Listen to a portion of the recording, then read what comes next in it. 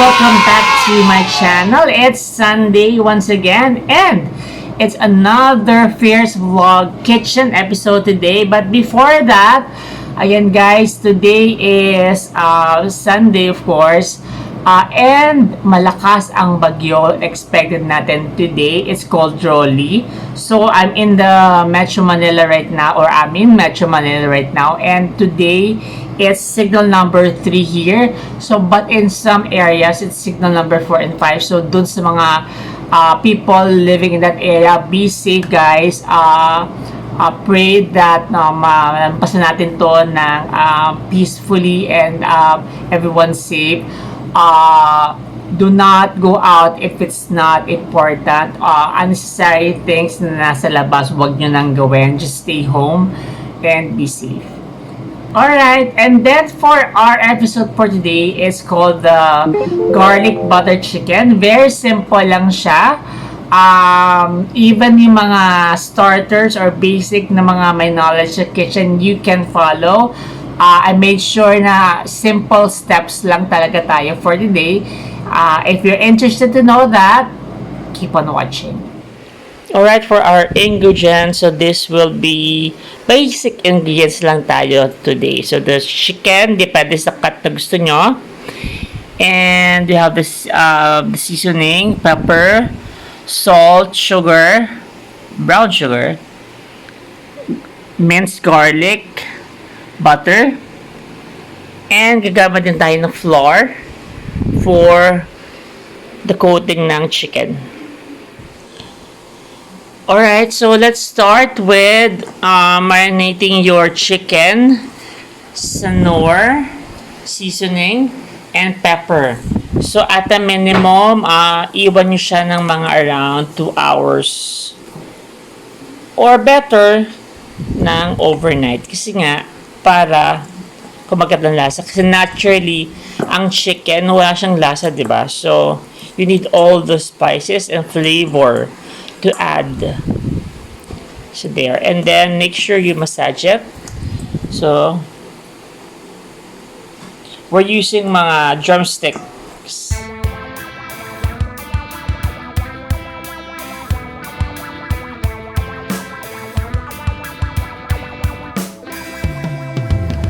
Then after 4 hours,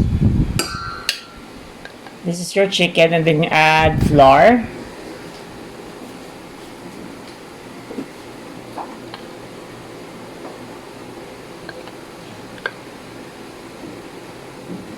Mga sa akin, eyeball nyo lang. I'm using around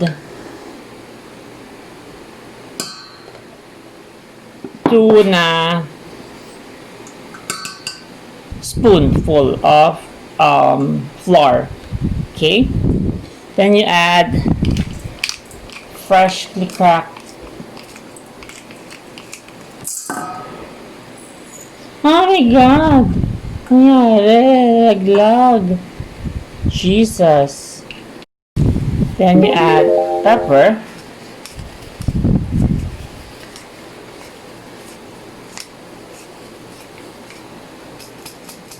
Alright, and then we start frying. Okay, so that's olive oil na mainit. Remember, chicken natin na may flour.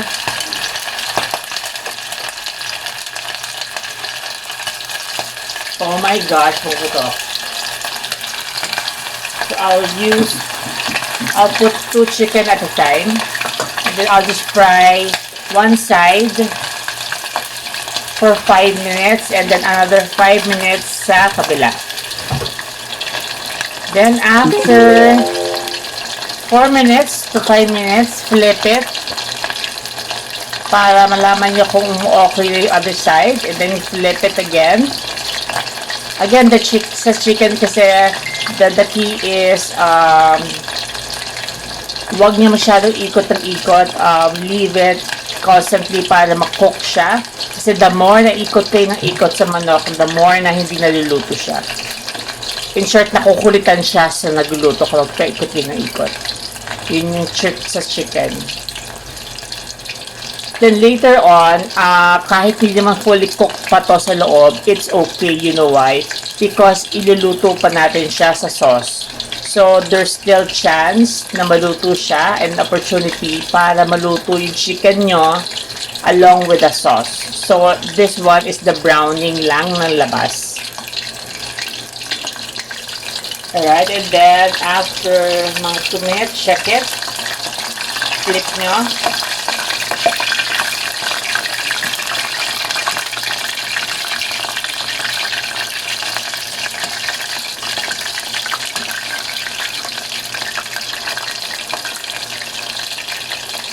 Kasi drumstick naman to. So, medyo mas mabilis siya maluto than the other parts of the chicken. Though, sa drumstick, ang pinaka-tricky would be wala siyang dugo sa loob. Alright, so, kunin na natin siya kasi I'm happy na with the color. Okay.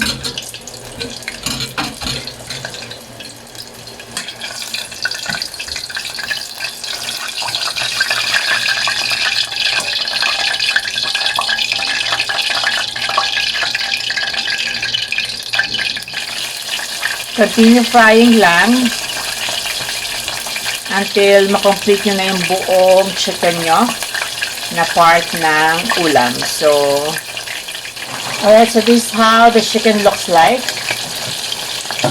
Okay, ganda ng kulay niya, diba? And then itsura. So, again, that's just the seasoning and pepper.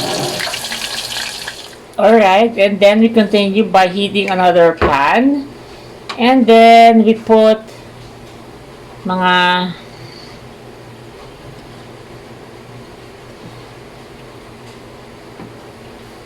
that amount of olive oil. Again, we're using si Aling Elena. Using Aling Elena for oil. You just add mga 2 spoonful of olive oil. Init ng konti ng pan. And then, you add this amount of butter. Kasi nga buttered siya, diba? Right? I-melt nyo siya dyan. While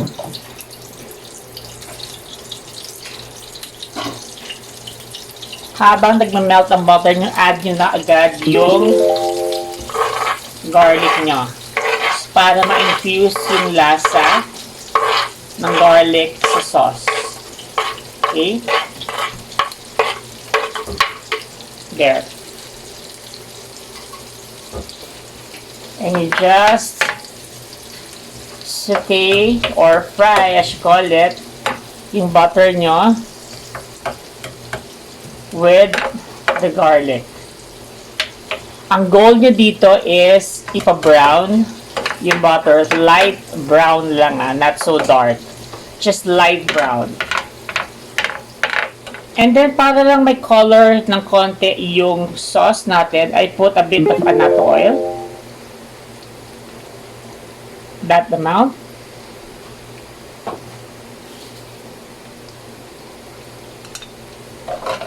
So, ganda na kulay niya, di ba?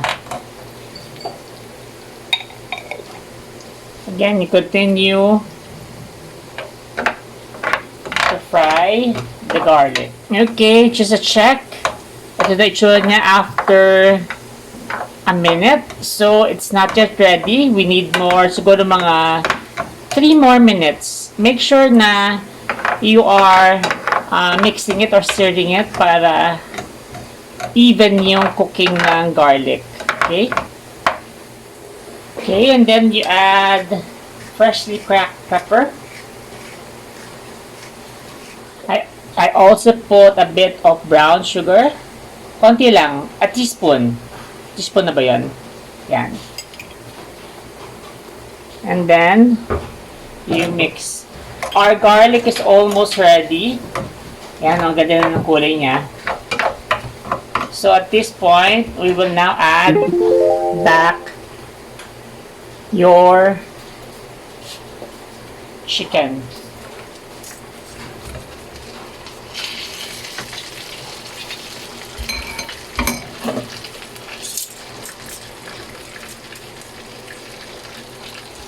And then you toss your chicken sa sauce. Ito yung sasabi ko kanina na kahit mag-undercook siya ng a few minutes, yung chicken niya is alright kasi ilalagay pa natin siya sa sauce.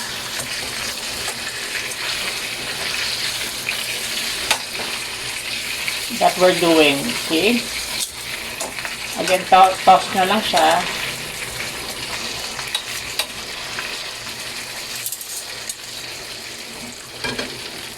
Making sure na na-coat nyo talaga yung chicken with the sauce.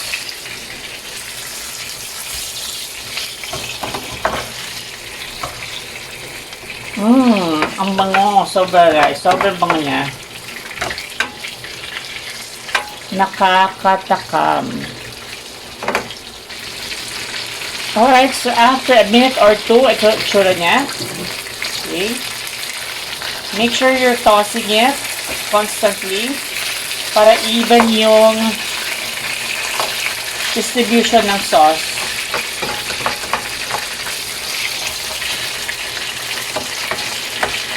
Sobrang bango niya, guys. If you can just smell it.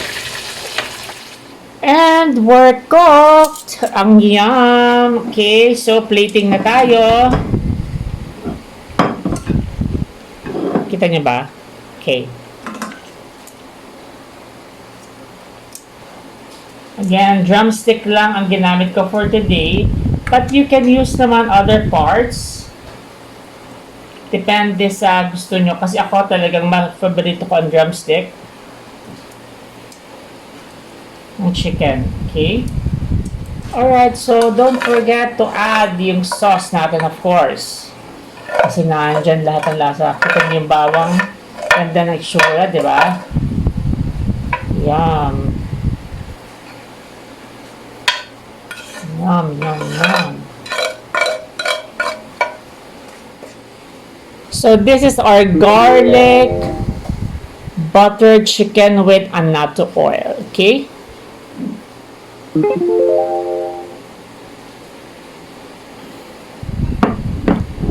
It's sticky man time. Ayan. So, patitikman na natin siya kaya, gingging.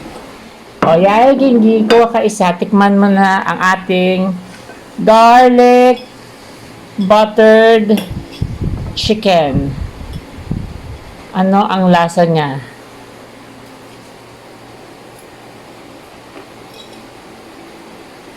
Anong masasabi mo? Yung totoo, ha? Sarap. Yung masarap lang? Ano ba? Pag i-rate mo siya ng 1 to 10, ano score niya? Masa 8. Mga 8. Bakit hindi siya perfect? Kasi anong hinahanap mong lasa? Parang ano, kulang sa matabang. Matabang siya. So there guys. So kung matabang yung chicken nyo, mag-adjust kayo sa seasoning. So it means more time ang babad nyo. Or you can add salt while you're cooking. Kasi hindi na ako naglagay ng salt habang gumagawa ka ng butter chicken kasi takot ako baka maalat na siya. So there is our butter chicken. And that's it for our vlog kitchen or the first vlog kitchen episode for today. Again, my name is Capacia and I am your foodie. I used to be a beauty guru, but now I'm into food and cooking and kitchen. So if you're interested to follow me, just click on the subscribe button below. Ting there, somewhere there. And let's be friends. I post videos every Sundays and Saturdays. You can click on the bell na rin so you are updated every time I have fresh vlogs, okay? And I'll also post my social media accounts below. So just in case you want to follow, let's be friends. Bye! And I'll see you on the next one. Don't forget to subscribe and like this video. Bye!